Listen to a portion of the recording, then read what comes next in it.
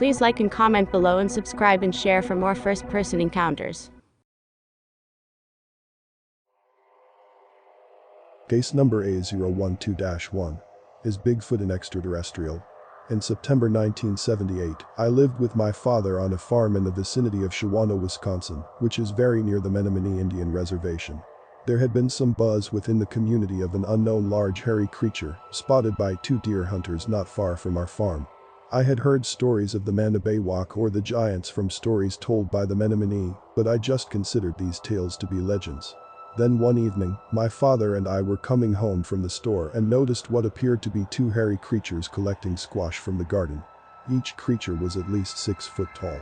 It was dusk, but there was enough light to clearly see what they were doing. My father immediately cut the headlights and stopped the car as we just sat there and watched them pick and eat the squash. They didn't seem to even notice us even though we were about 100 feet from them. After about 5 minutes, one of the creatures looked in our direction, and you could see its eyes glow red from the moonlight. We started to get scared and decided to make a dash for the house and call the police. Then suddenly, a huge disc-shaped object appeared above us and slowly moved towards the east field, which was about 200 yards from us, and landed. I estimate the craft was about 40 feet in diameter. A large sliding door opened immediately, and a foggy green light glowed from within the craft. After a few seconds, the door closed and craft slowly rose and shot off towards the north. Then we noticed that the creatures were gone. A few days later, our neighbors the Canes from down the road came over for dinner. After we finished eating, my father and Mr. Cane walked outside. After an hour or so, the neighbors left and I started to clean up the kitchen. Later that evening, I was watching TV in the living room. My father walked in, turned off the TV and sat down beside me. He told me that Mr. Cane and his sister witnessed one of the craft on the same night that we had our encounter. As well, they witnessed several of the large hairy creatures meandering in the nearby woods. Mr. Cane said that he knew something had been in the woods for several weeks, but never got a good look until the craft arrived. After that night, we never had another encounter or did we hear of more sightings by any people in the area. Do you think that these creatures were Bigfoot, aliens, or one and the same? It has always seemed strange to me that a Bigfoot body has never been found. Is it a possibility that Bigfoot is an extraterrestrial being? Please let me know if you post this. I want to read your readers' comments. Thanks, Donald.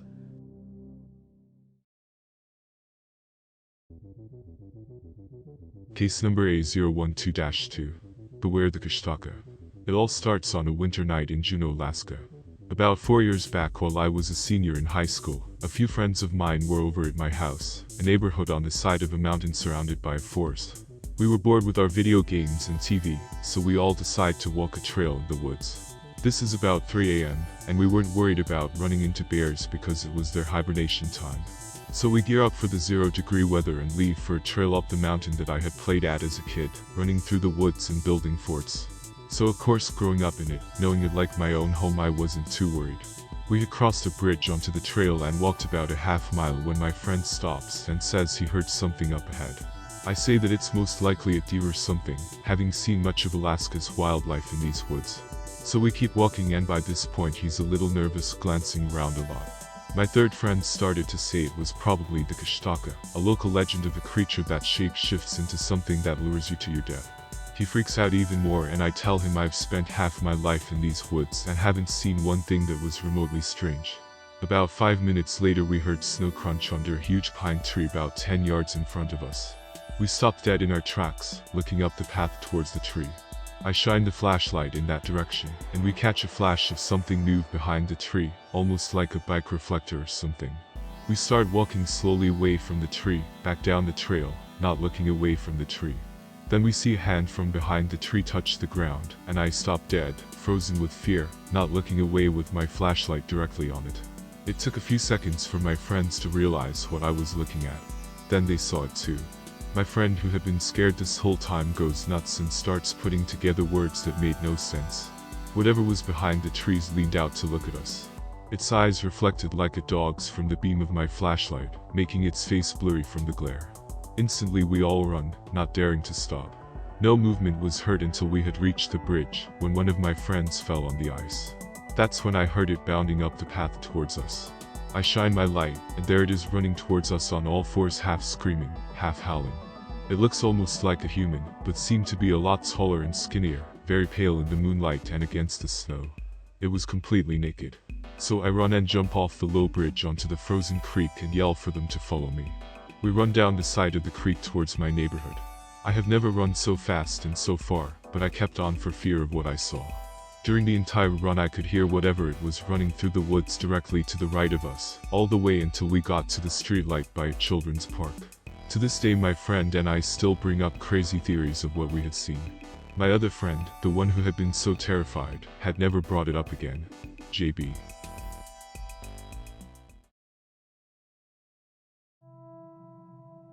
Case number A012-3.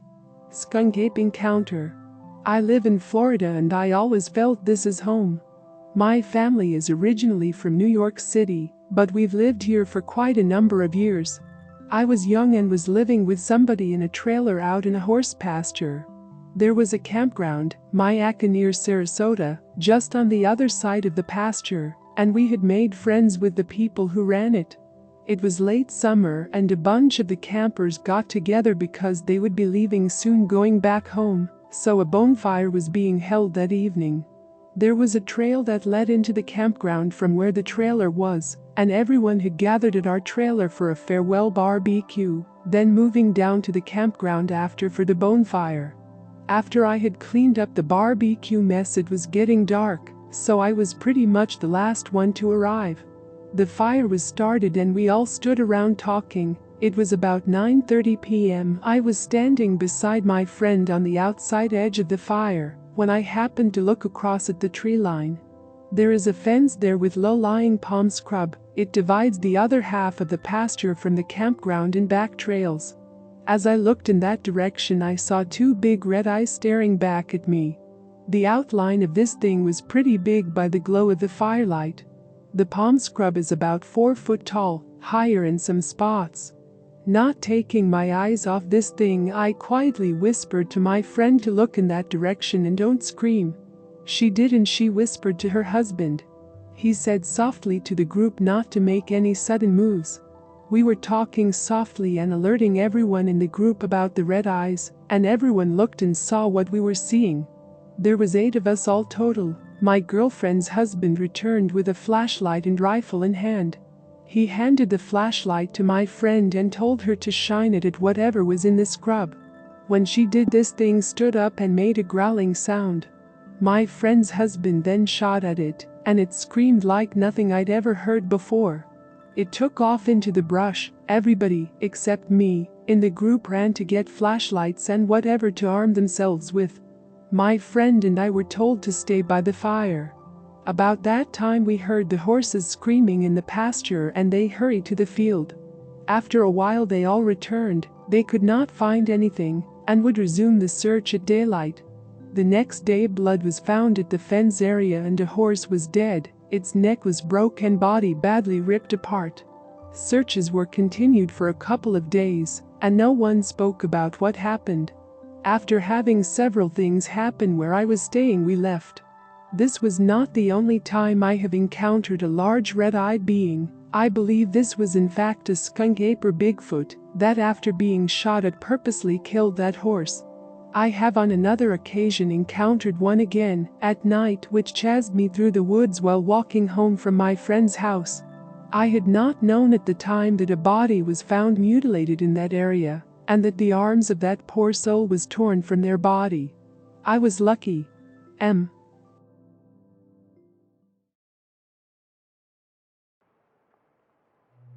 Case number A012-4. Bigfoot confrontation near Mount Rushmore. My family had a scary confrontation in 1992. We camped near Wind Cave National Park several times while I was a boy, but stopped going in that part of South Dakota after our experience with something unknown. We normally camped in the early summer, but for whatever reason my father decided we'd go a few weeks before I went back to school. We always enjoyed going into Wind Cave and would spend a full day there. We'd then spend the rest of the week around the RV campground. This particular year we camped further away from Wind Cave in the vicinity of Hill City, not far from Mount Rushmore. The area was surrounded by thick pine forest and very rugged. It was a Saturday night and very calm around our campsite. Many people had left during the day, so there were few kids running around. Around 10:30 p.m. I decided to go to bed. I was bored and my parents were entertaining another couple. I laid down and turned the radio on while I drifted to sleep. The only thing I remember next is my mother making lots of noise while inside the RV. I sat up and watched my father looking for something in a storage bin. The next thing I noticed was him holding his pistol. I was wide awake now, wondering what was going on. I started to ask but was quickly told to be quiet by both of them. They were standing by the door when suddenly something slammed into the back of the RV. I thought someone had hit us with a vehicle. The window in the back was smashed and the curtain was on the floor. I moved towards my parents when again something slammed into the back of the RV. At the same time a deep rumbling sound came from the same direction. I never thought my mother could scream so loud. My father raised the pistol and fired through the window opening. We waited quietly for something to happen. Whatever it was must have run off. By that time, someone was yelling from outside wanting to know what was going on. I think it was someone from the campground. My father went outside to talk to whoever it was. My mother was very scared and was visibly shaking. She just grabbed me and squeezed me tight. My father came back into the RV and said that we were leaving. He grabbed whatever gear was outside, threw it in the RV and we were off. None of us talked much as we drove home, which was about a 4-hour drive. A few days later my mother told me what happened that night. My parents were just about ready to go to bed.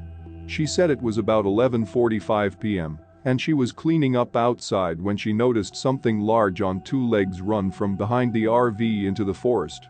My father told her that it was probably a bear. Then he saw it duck out and then back into the woods. There wasn't much light other than that from a lantern and the back window from inside the RV. He told her that it was no bear. By that time they were in the RV and heard deep guttural grunts coming from the creature. My father then slowly opened the door. It was standing no more than 10 feet away looking directly at him. He quickly slammed the door shut and went looking for the pistol.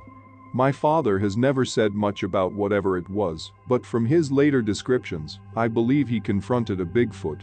He described it as covered head to toe with thick dark hair with a wide nose and piercing yellow eyes that glowed in the light. He estimated the height at over 6 feet and that it weighed over 400 pounds with huge arms and legs. That's basically all he ever said. He refuses to talk to anyone else about it. We continued camping over the years, but we never went back to that area. I was looking for Bigfoot reports from South Dakota, and especially around the Mount Rushmore area. David M.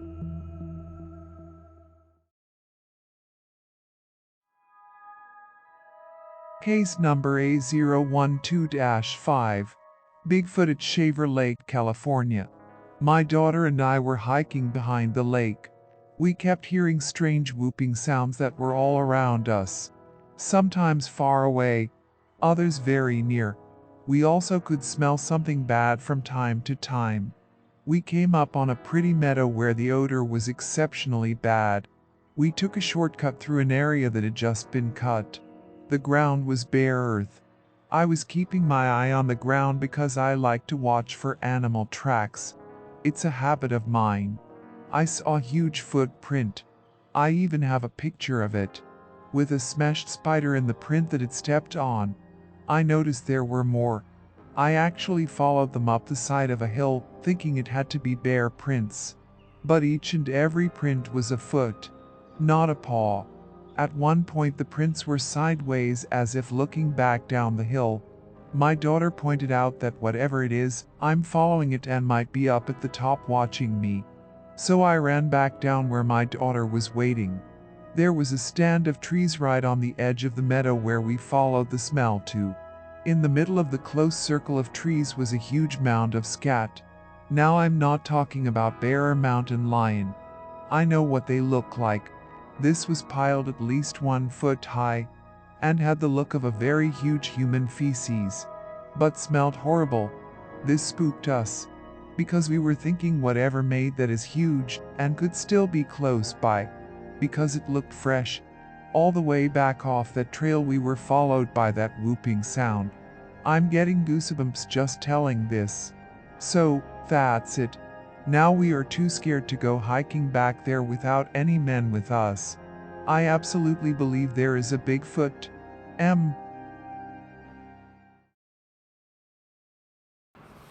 This is Lon Strickler. If you like this program, it would help us if you would give it a thumbs up. Then subscribe and click the bell icon so you get notification when we upload new first-person encounters. We have many more to come very soon. And by the way, if you have a suggestion or an experience of your own, please leave a comment.